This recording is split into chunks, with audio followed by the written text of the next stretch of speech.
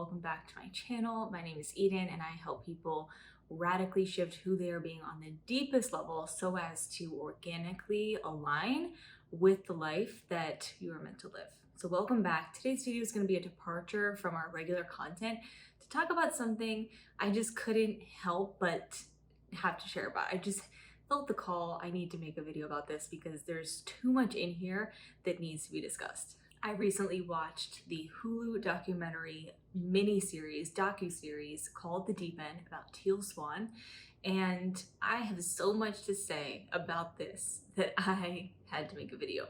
So this video is really not going to be about bashing Teal Swan or really making any judgments on her one way or another, but I think that this docu-series really highlights some very important themes when it comes to doing deep healing work, and also the relational dynamics that exist within people of power or people of influence or people in a role of spiritual teacher or guide, and the problems and pitfalls that can arise in these dynamics. I came into watching this documentary with very little prior knowledge of Teal Swan. My only prior knowledge was I have a few friends who are fans of her work and who have benefited from her work. And I didn't have any personal opinion beyond that. But to that first point, I just want to validate that I believe that so many people have had positive, healing, life-changing experiences from Teal Swan's teachings, and I just don't want to minimize or invalidate that because it is completely valid, and clearly so many people have been helped by this woman's work. Okay, so that being said, I want to get into our first theme, the first big theme I noticed and that I just personally had to comment on about the Deep End Hulu documentary. So the first theme that this documentary highlights so vividly is the difference between gaining access and having access to spiritual insights versus an individual's personal life and human imperfections. So something that is so convoluted in the spiritual world and the world of mentors and gurus and guides is that we can conflate having spiritual insight or having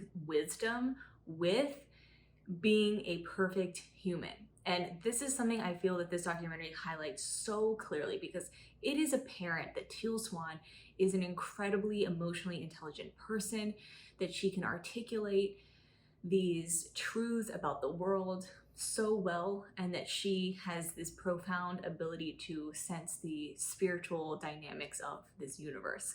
That is apparent, right? It is apparent that this woman is spiritually in tune and has been able to channel some spiritual wisdoms that have profoundly changed people's lives.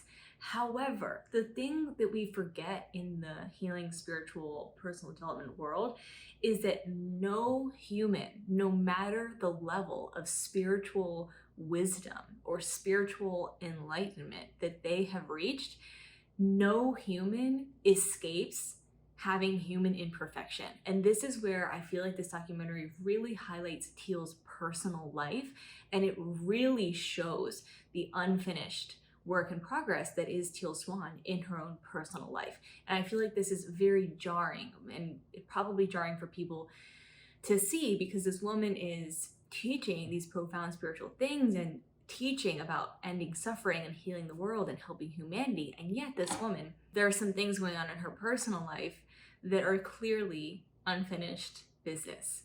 And I just think that this theme cannot be stressed enough, because I just think it's so important to keep in mind when we are consuming the content of spiritual leaders, of coaches, of guides, of any person who is transmitting a teaching or wisdom. It's so important to keep in mind that just because this person has access to wisdom, has access to ideals and perspectives and spiritual frameworks that might be life-changing for you and are life-changing for so many of us, and that are valid and carry weight and is the expression of valid wisdom, does not mean as a person they have it all figured out. I personally don't believe that any human person has it all figured out. And this documentary really showed for Teal the areas where she still has shadows that she's very much operating in and through, where she has emotional wounds that she has not healed, even as a person who teaches others how to heal their emotional wounds, doesn't change the fact. And that even as a person who has a process for helping other people heal their emotional wounds that works, doesn't change the fact that she herself still has unhealed emotional wounds. So this series really highlights the difference that is spiritual knowledge, or even not even spiritual, but just universal knowledge, universal truths.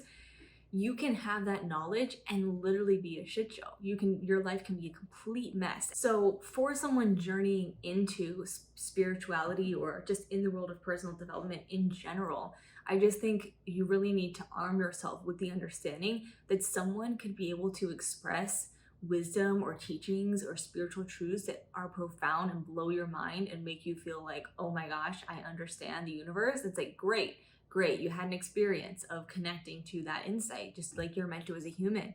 But guess what? Your whole human life continues to exist, and so does the whole human messy life of that person. And that literally doesn't change that the human messy life that we live in, that we have to deal in, that we have to address and live out. It literally, spiritual wisdom does not translate to human perfection. So this leads me into the second theme that I really just, this documentary highlights so well that I just had to speak to, which is that shadow leaves us all with blind spots. Teal Swan is literally such a good example of this, because she is a person who actually teaches people about shadow work, right? She teaches people how to integrate their shadow.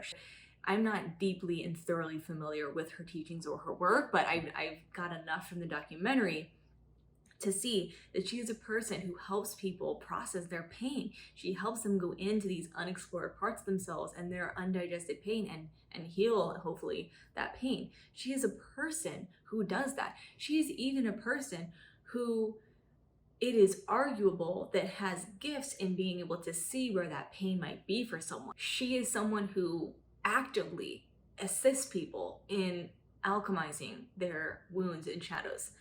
And yet, we see in this documentary how Teal Swan herself is clearly still dealing with unintegrated shadow aspects of her own that even she cannot see within herself. And this is just the beauty and the hilarity of this life in this universe. I too am someone who teaches people how to locate their shadows and heal and integrate their shadows and their past emotional pain. And I too have blind spots that I know I am currently living out, that are areas where I'm operating from wounding that I cannot see.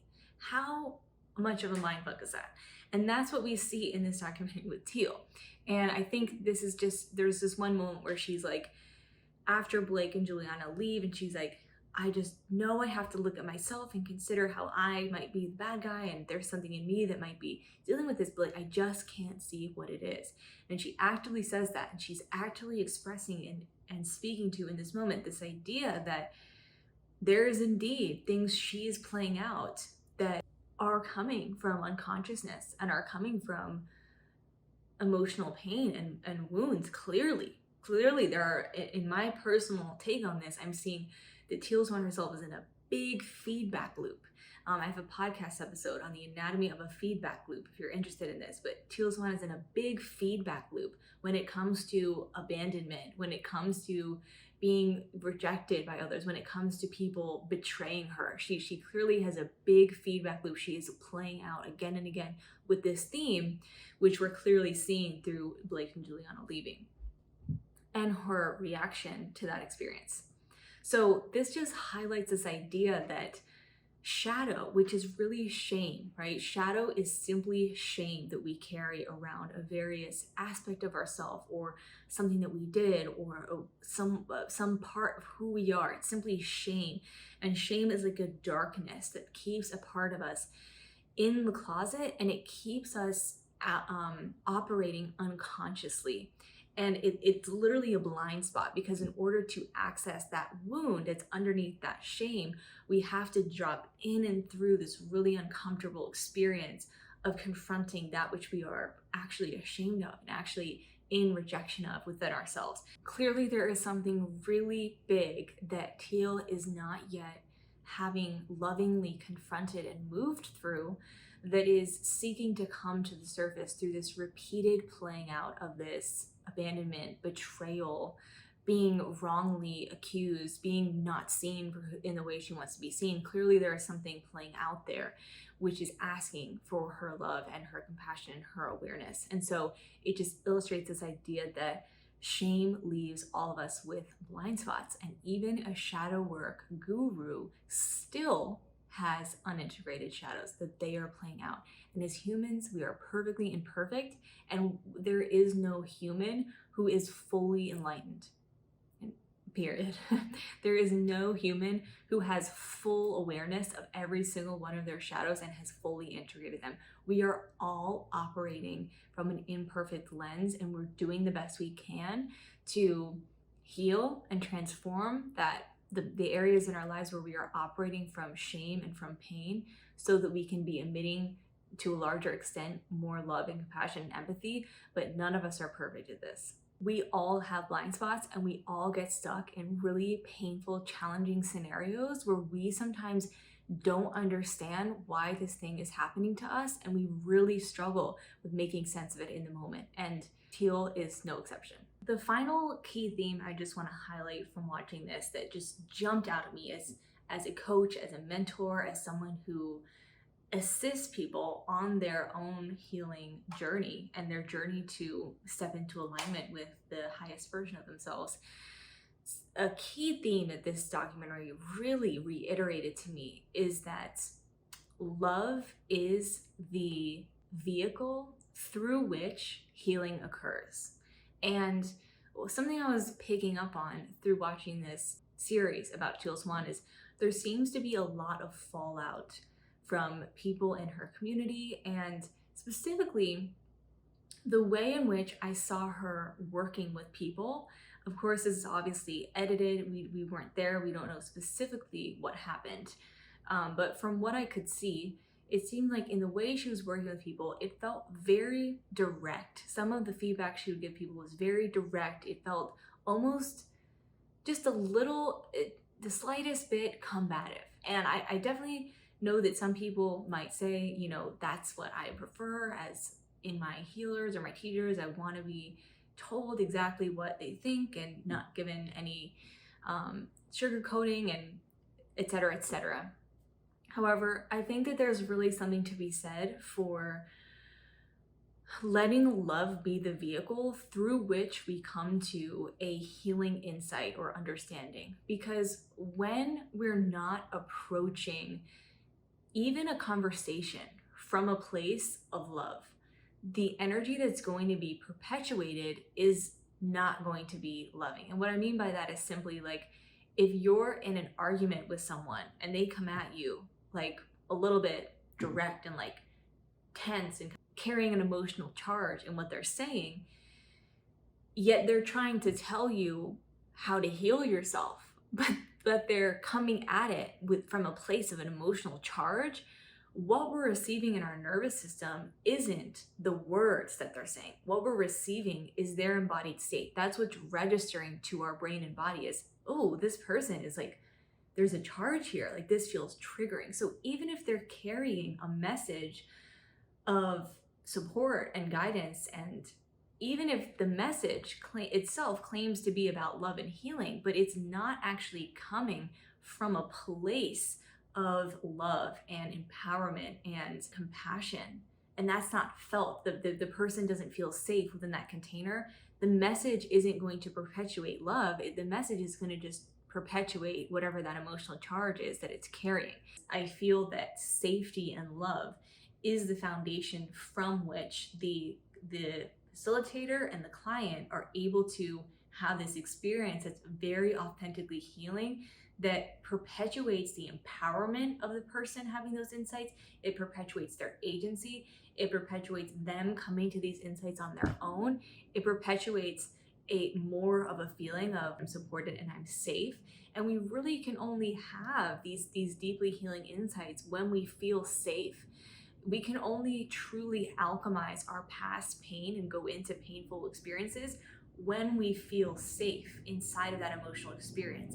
And I just had some question marks where I just personally felt a little bit triggered in some of the containers that I was seeing and some of the exchanges that I was seeing, where I just felt this seems like it might be a container in which there is the potential for re-traumatization, simply because the past emotion is being brought up in a way that didn't particularly feel safe, and it didn't feel very loving.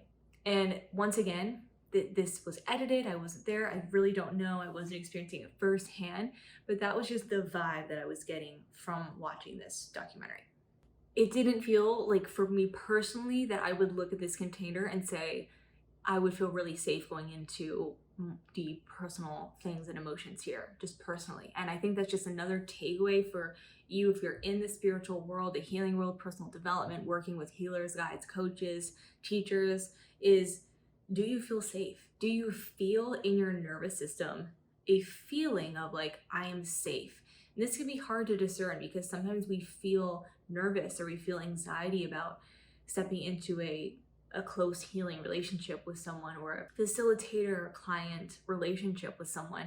It can feel scary, but in a general sense, do you feel safe with this person? And if any time you stop feeling safe with this person, do you feel that there are channels for you to express that with this person, to change the situation, to get out of the situation?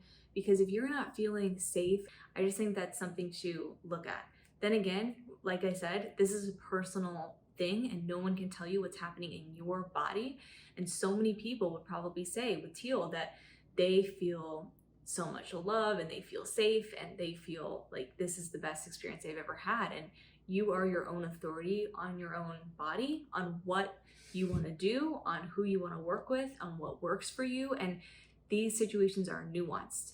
Teal Swan is likely a very powerful spiritual teacher who's helped millions of people and who might be helping you right now. And she also might be an imperfect human who is hurting people in her personal life and still living out some of her own emotional pain and wounding. So overall, is Teal Swan perfect? No. Is any human perfect? No. Is she a cult leader? Is she a narcissist? That is not for me to know or decide or be a judge on. And is she helping people? I'm not going to say that someone who's having a valid experience of healing from her that's not true. And they're being harmed if they believe and feel and have actually experienced benefits in their life. So I hope that you found this video to be like a nuanced perspective of this series. Watch it for yourself, make your own judgments, but I hope that these themes we touched on today just bring you into greater awareness of how you are operating, of your own relationship to how you see authority figures, teachers, guides, coaches, etc., those who are teaching and sharing spiritual wisdom or wisdom of any kind. And I hope that it makes you feel more empowered and informed as someone who is seeking out support and different types of healing from different types of facilitators. Be sure to like and subscribe to this video for future videos on similar topics. If you want more reaction videos like this, let me know in the comments and let me know what you want me to react to or give my 2 cents on.